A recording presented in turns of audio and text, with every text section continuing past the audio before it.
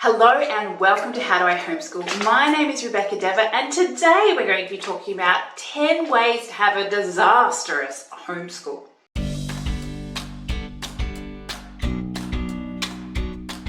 Now, if you're new to this homeschooling channel, we are all about teaching homeschool parents to become better homeschooling parents. So please subscribe to this channel. I don't care if you're crying, sit down and do your math now. The first way to have a disastrous homeschool is by pushing your kids through their tears. They're sitting down with their math books and they are not enjoying it. Perhaps they've already been studying their math curriculum for quite a while and you're saying, no, you need to keep doing it until they get this concept.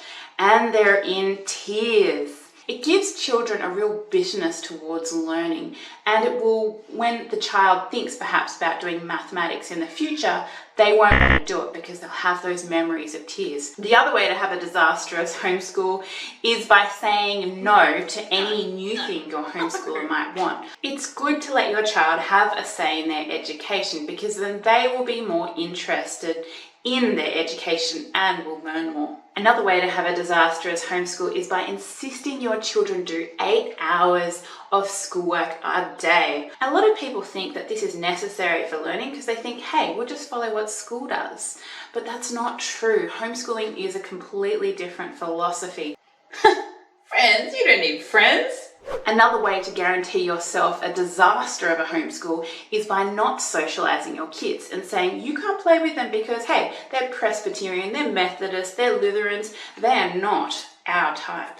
After all, if you're homeschooling your child, you are their biggest social input, and so it is important for them to get other social inputs, and you'll be there to walk them through that every step of the way if you want to. I've heard some sad stories of some older siblings, usually girls, who spend a lot of their childhood being a second mother to their younger brother or sister.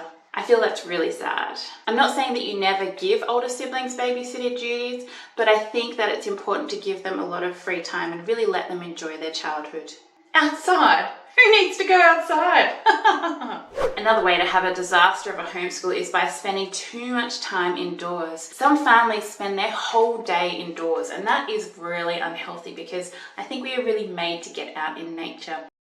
Sit down and do it now. Another way to have a disastrous homeschool is being more of a strict teacher than a fun tutor. If you're too controlling with your children's education, it won't be pleasant for anyone. Of course, the flip side to that is having a homeschool where you're not in charge and the child is leading everything and you feel frustrated because you're thinking, oh my goodness, they should be learning these things, but I can't get them to learn it because you're really not in control of the situation.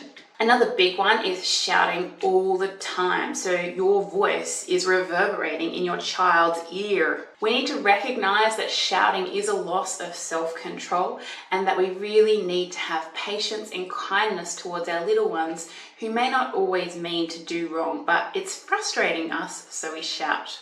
Well, at least if it's a complete failure, I can send them back to school. A big way to have a disastrous homeschool is by not having your heart in it. If you always have in the back of your head, well, if this doesn't work out, I can just send them back to school, then you're not going to put your whole heart into the business.